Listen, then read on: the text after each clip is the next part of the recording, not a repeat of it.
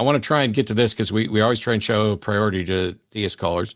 Yeah. Todd in Colorado has a suggestion that the scientific method is not the only method to observe reality, but I don't know that anybody said it was. So welcome to the show, Todd. You're on with Jim and Matt. Hey guys, how's it going? Good. Hey Matt, I just want to say I'm a really big fan, and believe it or not, Well, we'll fix that right away. about 10 years ago, believe it or not, I was actually like a gospel singer and have been on like MTV and shit like that. And I actually started watching your debates to help maybe figure out some questions I was having about Christianity. And then I read Brief History of Time by Stephen Hawking, and I read Atlas Shrugged, and all of a sudden just this God notion evaporated for me. And so for about 10 years, I was angry atheist. However, in the past 6 months, I've kind of come back to some ideas about God in my life. I thought it'd be good to talk with you guys. So for me, God evaporated whenever I applied a scientific method. I couldn't compartmentalize them down and observe them in this constant way, like make an experiment. But it's like now I realize that maybe I'm starting to experience spiritual things, but using another method of observation that's internal. And I'll give you an example. Like we know that we can experience acceleration because force equals mass times acceleration. We have this. No. That's not why we experience. Defining what force equals mass times acceleration, that tells us nothing about why we experience acceleration. I mean, you can go further than that by saying that, oh, we have a mass and there's a force, but this whole thing about all right, go ahead, continue. No. Anytime I come across those little things that might be wrong, definitely shout out and let me know. Because well, that's going to happen. I mean, everybody knows that's going to happen long before they called in. I like how you work. It's cool. But so the thing is, here's the thing. There are plenty of different methods that one could use to evaluate facts in the world. You could use the scientific methods, and I'll put an S on there. There's not a scientific method, but there's many. But those methods are rigorous investigations with standards specifically designed to minimize the likelihood of being incorrect. That's what the scientific methods seek to do. Other methods could be, I could flip a coin. That has no guarantee or likelihood of being correct. I could consult a Ouija board. I could investigate by rolling the bones. I could investigate by wishing, by praying. And none of those have demonstrated any sort of efficacy that makes them even comparable to scientific investigation. So the scientific methods are the single most consistently reliable method that we have of describing reality.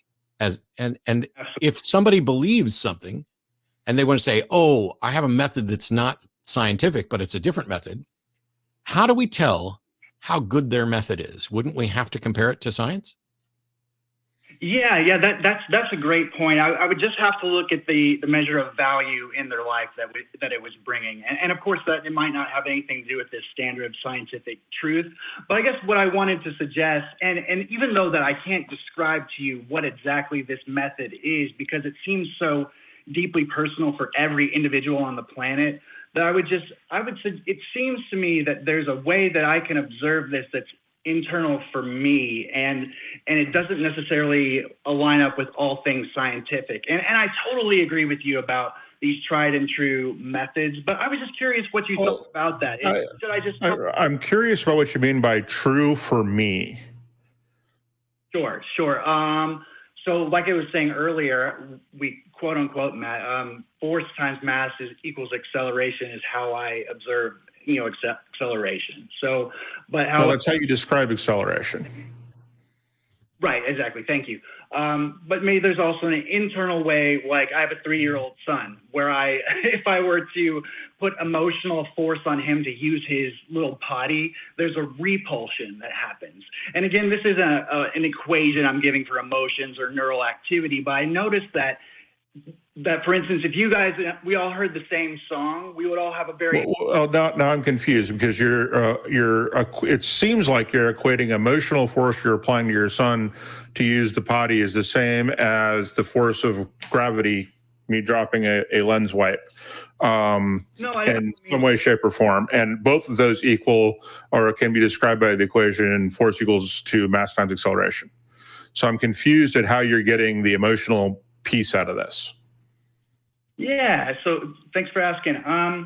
I guess, again, what I would like to suggest is that there's an internal way to observe reality that seems very deeply personal to every individual, and that God could be experienced that way. Well, you stated that, and that's what we're investigating. So when we just started talking about it, and you said, we experience acceleration, force equal to mass times acceleration, which is really the description of force, not acceleration. I had it backwards.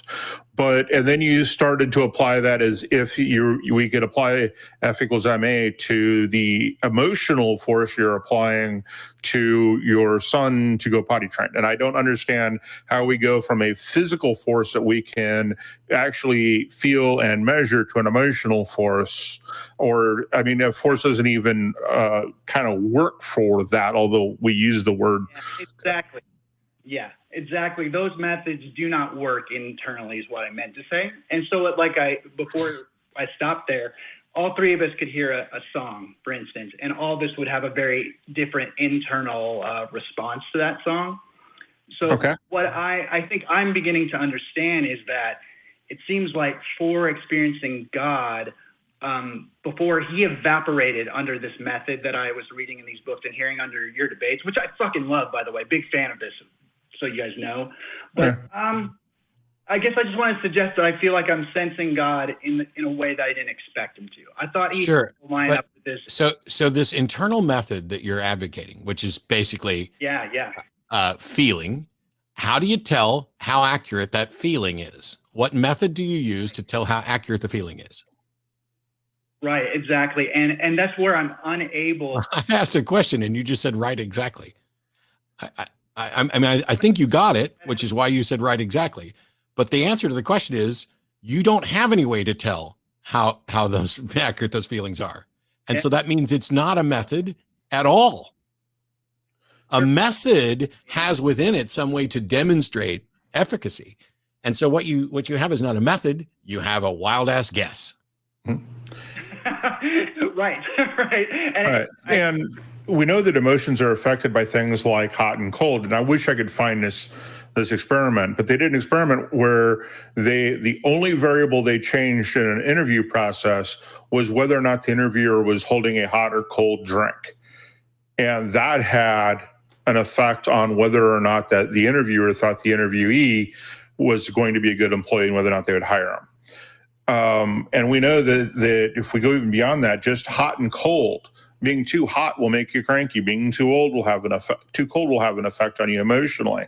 So given that emotions have very real, very demonstrable external things can have a demonstrable effect on your emotions, why are emotions even remotely reliable on top of what Matt just said, right? Right. Yeah. And they very well could not be, but I guess another question I would have for you. Do you? I can't, Todd. That method is Todd. Sorry. I can't take any more questions. I got 2 more calls I want to get to, and we're already at time, which means we're going over. Right. Thank you so much for taking my call. Sure. Call us back another week. I'd love to talk some more, but we're out of time or running close. Sure, guys. Love it.